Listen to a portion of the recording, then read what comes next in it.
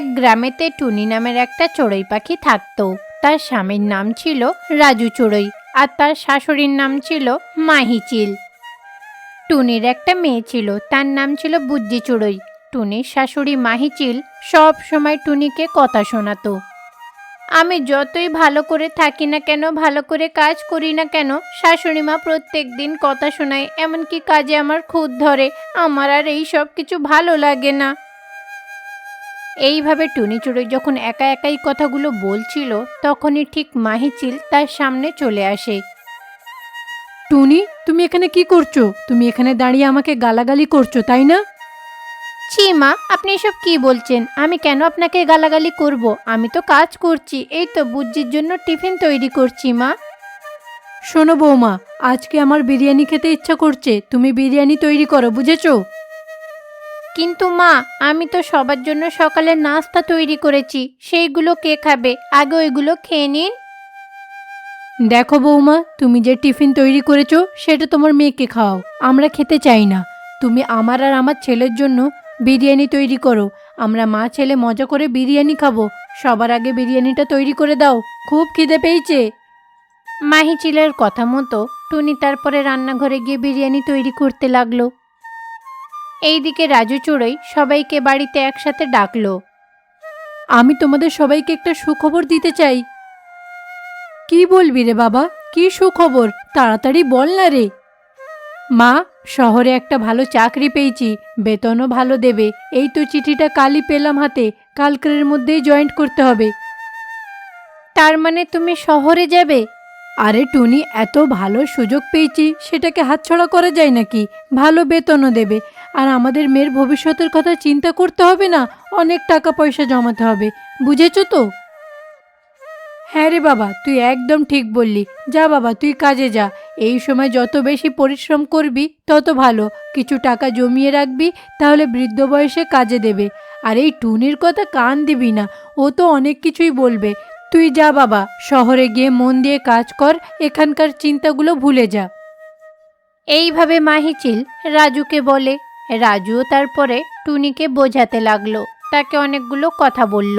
শোনো টুনি, আমি প্রত্যেক মাসে সময় মতো টাকা পাঠিয়ে দেব, সেটা দিয়ে সংসার চালাবে। আর বুজ্জির স্কুলের টাকাটাও দেবে। আর তোমাদের যা যা দরকার লাগবে সেইগুলো কিনবে, সবার দেখাশোনা করে রাখবে, ঠিক আছে? এইভাবে রাজু চড়ুই টুনিকে বুঝিয়ে দিয়ে শহরে চলে গেল কাজের জন্যে। এইদিকে রাজু চড়ুই চলে যাওয়া মাত্রই তখন মাহিচিল এসে টুনিকে কিছু কথা শোনাতে লাগলো। আরে টুনি, তুমি এখানে কি করছো? মা, বুজ্জির তো স্কুল থেকে ফেরার সময় হয়ে গেছে, তাই ওর জন্য আমি কিছু রান্না করতে যাচ্ছি মা। শোনো টুনি, তোমরা মা মেয়ে যদি একবেলা না খাও কোনো ক্ষতি হবে না। সবার আগে আমার পাটা টিপে দাও, একটু তেল মালিশ করে দাও, তারপরে গিয়ে রান্না করবে। চলো, আগে এই কাজটা করো। টুনি চড়ুইও তখন বাধ্য হয়ে তার শাশুড়ি মায়ের কথা মতো তার পায়ে তেল মালিশ করতে লাগলো। অন্যদিকে বুজ্জি স্কুল থেকে বাড়ি ফিরে এলো। মা, আজকে না স্কুলের টিচার বলেছে আগামীকালের মধ্যে স্কুলের ফিসটা জমা করতে, না হলে কিন্তু স্কুলে পরীক্ষায় বসতে দেবে না মা। তুমি তাড়াতাড়ি পরীক্ষার ফিটা কাল দিয়ে দিও। মা রে, আমি কি করে স্কুলের ফি দেব বলতো? আমার কাছে তো অত টাকা নেই। তোর ঠাম্মি যদি আমাকে টাকা দেবে তবেই তো গিয়ে আমি স্কুলের ফিটা দিতে পারবো, তাই না রে মা? টুনি চড়ুই এইভাবে বুজ্জিকে কথাগুলো বলল। তারপরে তার শাশুড়ি মা মাহিচিলের জন্য রান্না করতে চলে যায় রান্নাঘরে। তারপরে তারা সবাই খাওয়া দাওয়া করে সেই দিন রাতে ঘুমিয়ে পড়ল। পরের দিন সকালে টুনি চড়ুই মাহিচিলের কাছে গেল। মা, বুজ্জির না আজকে স্কুলে ফি জমা দিতে বলেছে, আমার কাছে তো টাকা নেই। আপনি যদি টাকা দিতেন তাহলে ওর স্কুলের ফিটা দিতে পারতাম। কি বলছো কি? এখন বুজ্জির স্কুলের ফি দিতে হবে? আমার কাছে অত টাকা নেই। আমার কাছে যে কটা টাকা পড়ে আছে, আমি একটা নতুন শাড়ি কিনবো, আমি টাকা দিতে পারবো না। মা, আপনি এটা কি করে বলতে পারলেন যে বুজ্জির ফি দিতে পারবেন না? আপনার ছেলে যে টাকা পাঠাচ্ছে আর আপনাকে তো বলেছে যে ওই টাকা দিয়ে বুজ্জির ফি দিতে হবে। মা, আপনার ছেলে যদি জানতে পারে না তাহলে কিন্তু ভালো হবে না, তাই বলছি কি আপনি বুজ্জির ফিটা দিয়ে দিন। দেখো টুনি, আমি এই টাকাগুলোর মধ্যে থেকে একটা টাকাও বুজ্জির পড়াশোনার পেছনে খরচ করতে পারবো না। এই টাকাগুলো আমার ছেলে কঠোর পরিশ্রম করে রোজগার করে, তাই এই টাকার ওপরে অধিকার শুধুমাত্র আমার, বুঝেছো? আর তুমি যদি নিজের মেয়েকে পড়াশোনা শেখাতে চাও তাহলে নিজে পরিশ্রম করে টাকা উপার্জন করো, আর না হলে ওর পড়াশোনা ছাড়িয়ে দিয়ে বাড়িতে বসিয়ে রান্না বান্না শেখাও। ওকে আর পড়াতে হবে না, বুঝেছো? এইভাবে মাহিচিল টুনিকে বলল যে রাজুর পাঠানো টাকা সে নাকি দেবে না। এইদিকে টুনি চড়ুই খুবই চিন্তার মধ্যে পড়ে যায়, কিভাবে তার মেয়ের স্কুলের ফি দেবে। সে এখন ভাবতে লাগলো সে এখন কি করবে। আমি তো বুঝতে পারছি না মা হঠাৎ করে এইভাবে বদলে গেল কি করে। তার মানে কি এখন আমাদের মায়ের উপরে নির্ভর করে চলতে হবে? এইভাবে চলতে থাকলে তাহলে আমাদের মা আর মেয়েকে তো উনি মেরে ফেলবে। না না, আমায় কিছু একটা করতে হবে, টাকা উপার্জন করতে হবে। এইদিকে টুনি চড়ুই ভাবলো তার মেয়েকে লেখাপড়া শেখানোর জন্য সে নিজে কিছু একটা করবে। না না, আমার তো এইভাবে বসে থাকলে বাড়িতে চলবে না। আমার নিজেরও কিছু খরচ আছে, মেয়েটারও লেখাপড়ার পেছনে অনেক টাকা খরচ হবে। আমি যদি এইভাবে বসে থাকি তাহলে টাকা পাবো কোথায় থেকে? আর শাশুড়ি মা তো দেবে না বলেছে। একটা কাজ করব। বাপের বাড়ি থেকে আমি কিছু টাকা পেয়েছিলাম, সেগুলো জমিয়ে রেখেছি। এবারে বাড়ির সমস্ত কাজকর্ম করার পরে ওই টাকা দিয়ে ভাবছি একটা ব্যবসা করব। গ্রামে ঘুরে ঘুরে চুড়ি বিক্রি করব। এইভাবে টুনি সিদ্ধান্ত নিল যে সে চুড়ি বিক্রি করবে। তার জমানো কিছু টাকা দিয়ে সে চুড়ি কিনবে ভাবল। আরে টুনি, আমি শুনলাম তুমি নাকি ব্যবসা করবে, আবার চুড়ির ব্যবসা। তোমার কাছ থেকে চুড়ি কে কিনবে শুনি? এই গ্রামে কজন তোমাকে চেনে? সবাই তো আমাকেই বেশি চেনে। আমি যদি সবাইকে বারণ করে দিই তোমার কাছ থেকে যাতে চুড়ি না কেনে, তাহলে তখন দেখবে তোমার ব্যবসাটা কিভাবে চলে। এইভাবে শাশুড়ি মাহিচিল টুনি চড়ুইকে হুমকি দিল, কিন্তু টুনি চড়ুই তার শাশুড়ি মায়ের কথায় অত গুরুত্ব দিল না। টুনি চড়ুই বাড়ির সমস্ত কাজকর্ম সেরে নিয়ে চুড়ি বিক্রি করার জন্য বেরিয়ে পড়ে। একটা গাছের তলায় বসে টুনি চুড়ি বিক্রি করতে লাগলো। আরে টুনি, তুমি চুড়ি বিক্রি করছো কেন? কি সমস্যা হয়েছে? আরে ছোটু, আমার শাশুড়ি মা আমাদের পেছনে একটা টাকাও খরচ করে না, তাই আমার আর আমার মেয়ের খরচ চালানোর জন্য আমি এই চুড়ির ব্যবসাটা শুরু করেছি, বুঝতে পারলে? টুনি, তুমি কিন্তু এত বছর পরে একটা ভালো সিদ্ধান্ত নিয়েছো। তুমি চিন্তা করো না, আমরা সবাই কিন্তু তোমার কাছ থেকেই চুড়ি কিনবো। আর ভগবানের আশীর্বাদ থাকলে তুমি এই ব্যবসাতে খুব তাড়াতাড়ি সফল হবে। দেখবে সব কিছু ঠিক হয়ে যাবে। এইভাবে ছোটু টিয়া পাখি টুনিকে সান্ত্বনা দিল। তারপরে ছোটু টিয়া পাখি টুনির কাছ থেকে কিছু চুড়ি কিনে নিল। ভগবান যদি সবসময় আমার সঙ্গে থাকে তাহলে আর কারোর সাহায্যের প্রয়োজন নেই। আমি নিজের ব্যবসাটা নিজের পায়ে দাঁড় করাতে চাই, সব কিছু ঠিক করতে চাই। এইভাবে টুনি চড়ুই চুড়ি বিক্রি করার কাজে লেগে পড়ে। গ্রামে থাকা সব মহিলারা কিন্তু এখন টুনির কাছ থেকেই চুড়ি কিনতে লাগলো। এইভাবে টুনি অনেকগুলো চুড়ি বিক্রি করে কিছু টাকা উপার্জন করে ফেলে। সেই টাকা দিয়ে টুনি চড়ুই তার মেয়ে বুজ্জির স্কুলের ফিটা দিতে পারল। বুজ্জি মা, তোমার স্কুলের ফিটা আমি দিয়ে দিয়েছি, এখন থেকে আর তোমায় কেউ কিচ্ছু বলবে না। মা, সত্যি তুমি খুবই মহান। তুমি কারোর সাহায্য ছাড়াই একা কঠোর পরিশ্রম করে খুব তাড়াতাড়ি আমার স্কুলের ফিটা দিতে পারলে। দেখলে তো ঠাম্মি, তোমার টাকার প্রয়োজন নেই, আমার মা কিন্তু আমার জন্য সব কিছু করতে পারে। ওইটুখানি পিচকে বুজ্জির মুখ থেকে এমন কথা শুনে মাহিচিল খুব রেগে যায়। আরে, আমি তো ভেবেছিলাম টুনির চুড়ির ব্যবসাটা ভালো হবে না, কেউ ওর কাছ থেকে চুড়ি কিনবে না, কিন্তু দেখছি ও চুড়ির ব্যবসা করে মেয়েটার স্কুলের ফি দিতে পারলো। এইভাবে যদি চলতে থাকে তাহলে তো এই ব্যবসা করে অনেকটাই এগিয়ে যাবে। হ্যাঁ, আমার একটা বন্ধু রয়েছে মিমি কাকি, তাকে আমি এই ব্যবসাতে নামাবো যাতে টুনির ব্যবসাটা বন্ধ হয়ে যাক। তারপরে মাহিচিল তার বান্ধবী মিমিকাকের কাছে গেল। আরে মাহিচিল, তুমি এখানে, কি ব্যাপার? শোনো মিমি কাকি, আমি তোমার কাছে এসেছি একটা দরকার ছিল বলে। আমার বৌমা টুনি জানো, সে এখন চুড়ির ব্যবসা করছে, অনেক টাকা উপার্জন করছে। আমার এইগুলো সহ্য হচ্ছে না, তাই তোমার কাছে এসেছি। আমি কিছু টাকা দেব, তুমিও চুড়ির ব্যবসা শুরু করো, যাতে টুনির কাছ থেকে কেউ চুড়ি না কেনে। টুনির হার হলেই তবে আমি খুশি হব, বুঝতে পারলে তুমি? এইভাবে মাহিচিলের উপদেশে মিমিকাকি তখন চুড়ির ব্যবসা শুরু করলো।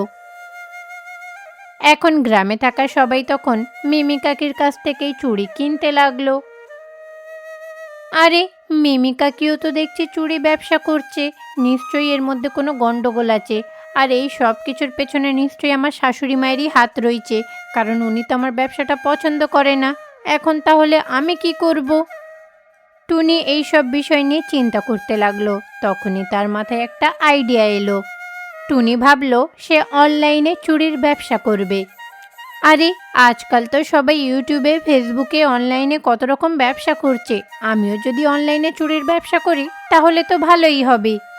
তখন তো সারা বিশ্বের লোকেরাই আমার কাছ থেকে চুড়ি কিনবে, এতে করে আমার লাভও অনেক হবে।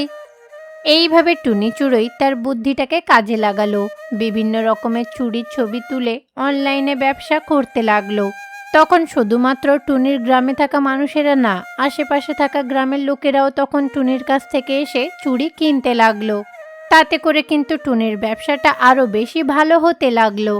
অন্যদিকে মাহিচিল তার বৌমার এমন কাণ্ডকারখানা দেখে অবাক হয়ে গেল।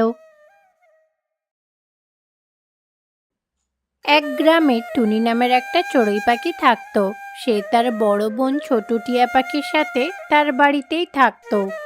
কিছুদিন আগেই টুনি চড়ুইয়ের স্বামী মারা যায়। সেই দিনের পর থেকে টুনি চড়ুই আর তার মেয়ে বুজ্জি ছোটু টিয়া পাখির বাসায় এসে থাকতে লাগলো। কিন্তু ছোটু টিয়া পাখি তার বোন টুনির ওপরে সব সময় অত্যাচার করত। আরে টুনি, কি ব্যাপার? এত বেলা হয়ে গেল, তারপরে তোমার ঘুম ভাঙলো? এতক্ষণ কি করছিলে? উঠে তো রান্নাটাও করলে না। আসলে দিদি, আমাদের রুমে তো পাখা নেই, আর রাতে যে প্রচণ্ড গরম ছিল সেই কারণে একদমই ঘুম হয়নি, তাই উঠতে একটু দেরি হয়ে গেছে। আরে, তুমি এখন বলতে কি চাইছো যে তোমার ঘরে পাখা লাগিয়ে দেব? আমি বলেছিলাম আমার জামাইবাবুকে তোমাকে যাতে বিয়ে না করে, কিন্তু আমার কথা শোনেনি। দেখো, সেই তো বিয়ের 1 বছর পরে উনি স্বর্গবাসী হলেন। তোমার স্বামীর মৃত্যুর পর থেকে তোমার মেয়েরা, তোমার দায়িত্ব আমাদের ঘাড়ে এসে পড়লো। তুমি আমাদের বাড়িতে এসে রয়েছো।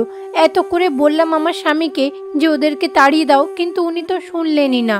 আর আজকে দেখো, তোমাদের খরচ চালানোর জন্য শহর থেকে বাইরে গিয়ে কাজ করছে। তুমি যদি না থাকতে তাহলে আজ আমার স্বামীও আমার কাছে থাকতো। কিন্তু এখন তো আর এসব বলে লাভ নেই। কে কার কথা শোনে? সবাই যে যার নিজের মতোই করবে। এইভাবে যখন ছোটু টুনি চড়ুইকে বকা দিচ্ছিল, তখন দূর থেকে বুজ্জি সব কিছু শোনে। আরে, আমি তো বুঝতে পারি না এই ছোট মাসি প্রত্যেক দিন আমার মাকে এত কথা কেন শোনায়, আমার মায়ের উপরে এত অত্যাচার কেন করে। আরে, কালকে রাতে তো প্রচণ্ড গরম ছিল, আর আমাদেরকে তো একটা পুরনো ভাঙা রুমে ঘুমাতে দেয়, সেখানে পাখাও নেই। ওই গরমে ঘুম হয় নাকি? তাই তো একটু উঠতে দেরি হয়ে গেছে, তাই বলে এত কথা শোনাবে? আর আমার মা তো ওনার বাড়ির সব কাজই করে দেয়, তা সত্ত্বেও এত কথা শোনায় উনি। এইভাবে বুজ্জি চড়ুই ভাবতে লাগলো। অন্যদিকে টুনি ছোটু টিয়া পাখির কথা শুনে মন খারাপ করে রান্নাঘরে গিয়ে রান্নাবান্না করতে লাগলো। এইদিকে বুজ্জি পাখি যখন নিজের পড়াশোনা করছিল, তখনই ছোটু টিয়া পাখির ছেলে চিন্নি পাখি এসে তাকে বলে তার হোমওয়ার্কগুলো করে দিতে। দেখো চিন্নি, তুমি নিজের হোমওয়ার্ক নিজে করো, আমি করে দিতে পারবো না। আমারও তো হাত ব্যথা করে, আমি অত হোমওয়ার্ক একসাথে করতে পারবো না। তুমি নিজের কাজ নিজে করে নাও, বুঝেছো? আরে, তোমাদেরকে এই বাড়িতে রেখেছি, 3 বেলায় খেতে দিচ্ছি, তা সত্ত্বেও তোমরা কোনো কাজ করবে না? একটু আমার ছেলেটা বলল হোমওয়ার্ক করে দিতে, যদি হোমওয়ার্কটা করে দাও তাতে কি ক্ষতি এমন হবে? এবার থেকে তুমি ওর হোমওয়ার্ক করবে, আর যদি না করো না তাহলে তোমাকে একবেলা খেতে দেব না, বুঝতে পারলে তো? এইভাবে ছোটু টিয়া পাখি বুজ্জিকে বকা দিল। টুনি চড়ুই পাখি রান্নাঘর থেকে সব কথাই শুনছিল, কিন্তু তার তো আর কিছু করার ছিল না। শুধু সে মন খারাপ করে আফসোস করতে লাগলো। রান্না শেষ করে টুনি চড়ুই একটা গাছের ডালে গিয়ে বসলো। আরে, আমার ছোট্ট মেয়ে বুজ্জি আমার জন্য কত কষ্ট পাচ্ছে। কি জানি ভগবান আর আমাদের ভাগ্যে কত কষ্ট লিখে রেখেছে কে জানে। কিছুক্ষণ পরে টুনি চড়ুই বাসায় ফিরে গেল। আরে টুনি, কয়েকটা রান্না বান্না করে কোথায় চলে গেছিলে? এইদিকে যে বাচ্চারা না খেয়ে রয়েছে সেই দিকে তোমার হোশ নেই, আর যা রান্না করেছো আমার খেতে ইচ্ছা করছে না, আবার অন্য কিছু ভালো রান্না করো। আচ্ছা, আমি 10 মিনিট একটু বিশ্রাম নিই, তারপরে না হয় রান্না করব আবার। ওরে বাপরে, উনি আবার বিশ্রাম নেবে কেন? তুমি কি পাহাড়ে চড়ে গেছিলে নাকি যে বিশ্রাম নিতে হবে? বাচ্চারা না খেয়ে রয়েছে, আমারও খিদে পেয়েছে। যাও, গিয়ে তাড়াতাড়ি রান্না করো, অত বিশ্রাম নিতে হবে না। এইভাবে ছোটু টিয়া পাখি টুনি চড়ুইকে বকা দিল। টুনি চড়ুই তখন মন খারাপ করে রান্নাঘরে গিয়ে রান্না করতে লাগলো। তারপরে রান্না করে এনে ছোটু টিয়া পাখিকে খেতে দিল। যাই বলো না কেন টুনি, তোমার হাতে কিন্তু জাদু রয়েছে। তুমি যাই কিছু রান্না করো না কেন, খুব সুস্বাদু হয়। ঠিক আছে, এখন খাওয়া দাওয়া শেষ হয়ে গেছে, যাও থালাগুলো মেজে নাও আর জামা কাপড়গুলো ধুয়ে শুকাতে দাও। ছোটু টিয়া পাখি বেচারি টুনিকে একটুও আরাম করতে দিত না। সারাটা দিন বাড়ির সমস্ত কাজ তাকে দিয়েই করাতো। সকালে ঘুম থেকে ওঠা থেকে শুরু করে রাতে ঘুমাতে যাওয়া পর্যন্ত সারাটা দিনই টুনি কাজ করে যেত। ওইদিকে ছোটু টিয়া পাখি টুনির ওপরে অত্যাচার করত বাড়ির সমস্ত কাজ করিয়ে, আর এইদিকে ছোটুর ছেলে চিন্নি বুজ্জিকে দিয়ে তার হোমওয়ার্কগুলো করাতো। এইভাবে তাদের মা আর মেয়েকে কষ্ট দিত। একদিন ছোটু টিয়া পাখি তার বাড়িতে নেকলেস খুঁজে পাচ্ছিল না।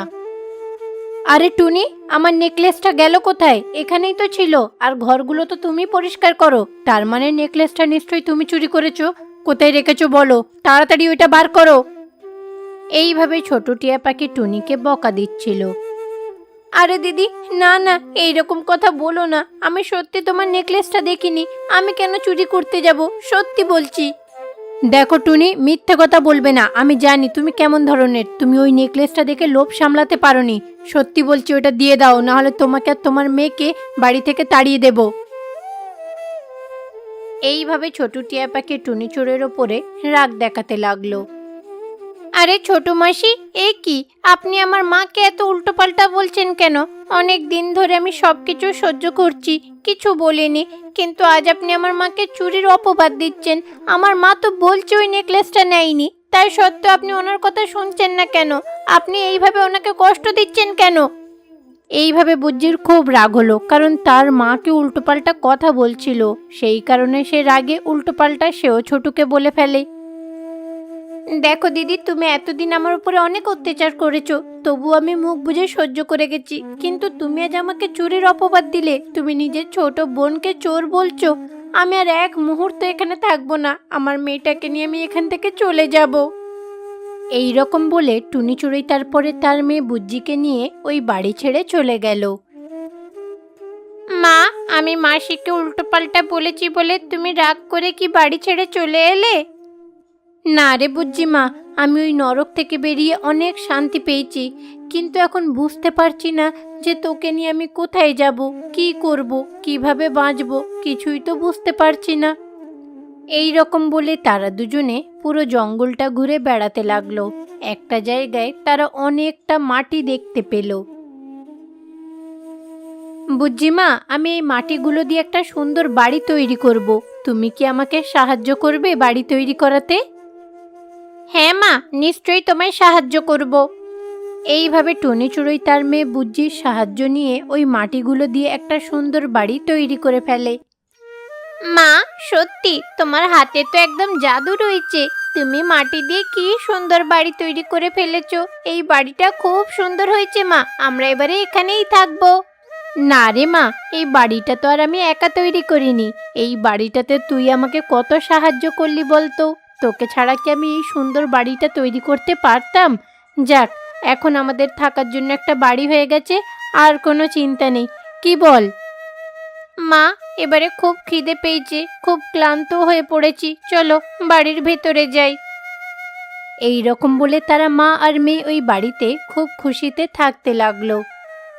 টুনির কাছে কিছু জমানো টাকা ছিল, সেইগুলো দিয়ে কিছু জিনিস কিনে খাবার তৈরি করে, তারপরে তার মেয়ে বুজ্জিকে স্কুলে ভর্তি করে। আরে, আমি তো বুঝতে পারছি না এখন আমি কি করব। টুনি তো দেখছি এই বাড়ি ছেড়ে গিয়ে খুব খুশিতেই রয়েছি। না না, ওকে তো এইভাবে খুশিতে থাকতে দিলে চলবে না। আমার তো এইগুলো সহ্য হচ্ছে না, যেমন হোক করে ওকে কষ্ট দিতে হবে। এই রকম ভেবে ছোট টিয়া পাখি তারপরে টুনির বাসায় গেল। আরে টুনি, তোমার এই মাটির বাড়ি দেখে তো আমার খুব হাসি পাচ্ছে। আরে, তুমি এই ছোট্ট মাটির বাড়িতে কি করে রয়েছো? আর এই বাড়ি তো যে কোনো মুহূর্তে ভেঙে যেতে পারে। তোমাকে এইরকম অবস্থায় দেখে না আমার কিন্তু খুব হাসি পাচ্ছে। তুমি এখানে কি করে থাকবে কে জানে। এইভাবে ছোট টিয়া পাখি এসে টুনির তৈরি ওই বাড়িটা দেখে ঠাট্টা করতে লাগলো। দেখো দিদি, বাড়িটা ছোট হোক কি বা বড় হোক, বাড়িতে থাকা মানুষেরা যদি সেই বাড়িতে খুশি থাকে তার চেয়ে বড় আর কি চাই বলো। আর তোমার ওই বাড়িতে থেকে তো আমরা একটুও খুশিও পাইনি, শান্তিতে থাকতেও পারিনি। আমরা কিন্তু এই কাঁচা বাড়িতে মা আর মেয়ে খুব স্বর্গের মতো অনুভব করছি। আমরা খুব খুশিতে রয়েছি। তুমি এখান থেকে চলে যাও। তুমি বারবার এখানে এসে বিরক্ত করো না। আমাদের এই মাটির তৈরি বাড়ি আমাদের কাছে কিন্তু খুব ভালো। এইভাবে টুনি চড়ুই তার দিদিকে কথা শোনালো। এইভাবে আরো কিছুদিন কেটে যায়। তারপরে এলো গ্রীষ্মকাল। ওই গ্রীষ্মকালের সময় গ্রামে কারোর বাড়িতে কারেন্ট ছিল না। এই গ্রীষ্মকালের গরমেতে গ্রামে থাকা সব পাখিরা খুব কষ্টের মধ্যে দিন কাটাচ্ছিল। আরে চিন্নি, কি হলো? তুই এইভাবে কাঁদছিস কেন? মা, আমার না খুব গরম হচ্ছে। দেখো না, গরমের কারণে আমার গায়ে চুলকানি বেরিয়ে গেছে মা। হ্যাঁ রে বাবা, গ্রামে কিন্তু সব বাচ্চাদেরই অবস্থা একই রকম হয়ে গেছে জানিস। হ্যাঁ ছোট, ঠিকই বলেছ। কারেন্ট না থাকাতে না গ্রামবাসীরা খুব কষ্টের মধ্যে রয়েছে। এই গরমে তো টিকতেই পারা যাচ্ছে না। এখন কি করা যায় বলো তো? আরে মা, এইদিকে আমাদের অবস্থা খারাপ হয়ে যাচ্ছে, কিন্তু বুজ্জি তো একদম ফিট আছে। ওর তো কোনো রকমই কষ্ট হচ্ছে না। টুনি চড়ুইরা ওই বাড়িতে কিভাবে সুখে শান্তিতে রয়েছে, তাদের গরম হচ্ছে কিনা এটা দেখার জন্য চিচু কাকা ছোট টিয়া পাখি টুনির বাসায় গেল। আরে টুনি, তোমার এই বাড়িটা এত ঠান্ডা কি করে? হ্যাঁ, এর রহস্যটা কি আমাদের বলো। আমরা গ্রামবাসীরা তো গরমে হাঁসফাঁস করছি কারেন্ট নেই বলে, আর তোমরা তো দেখছি এখানে শান্তিতে রয়েছো। বুজ্জিও একেবারে ফিট হয়ে রয়েছে। আমাদেরকে বলো না, কি ব্যাপারটা কি বলো তো আমাদেরকে। আরে বাবা, সেই কারণটা তো আপনাদের সামনেই রয়েছে, এই কাঁচা বাড়ি। বাইরে থেকে যতটাই গরম হোক না কেন, ভেতরে কিন্তু ততটাই ঠান্ডা হয়। মাটিতে যে অনেকটা ইমিউনিটি পাওয়ার থাকে, যার কারণে ভেতরের পরিবেশটাকে সবসময় ঠান্ডা রাখে। সেই জন্যে দেখো, আমাদের বুজ্জির কোনো রকমের কোনো ত্বকের রোগও হয়নি। তোমরা বড় বাড়িতে থাকো, তোমাদের বাড়িতে পাখা এসি না চললেই তোমাদের কষ্ট হয়, তোমরা থাকতেই পারো না। হ্যাঁ টুনি, তুমি ঠিকই বলেছ। যখন আমরা ছোট ছিলাম এই রকম মাটির বাড়িতেই থাকতাম। তখন না পাখা ছিল না এসি ছিল, কিন্তু এই বাড়িতেই আমরা খুব খুশিতে থাকতাম। আমারই ভুল হয়েছে টুনি, আমায় ক্ষমা করে দাও। আমি নিজের ভুল বুঝতে পেরেছি।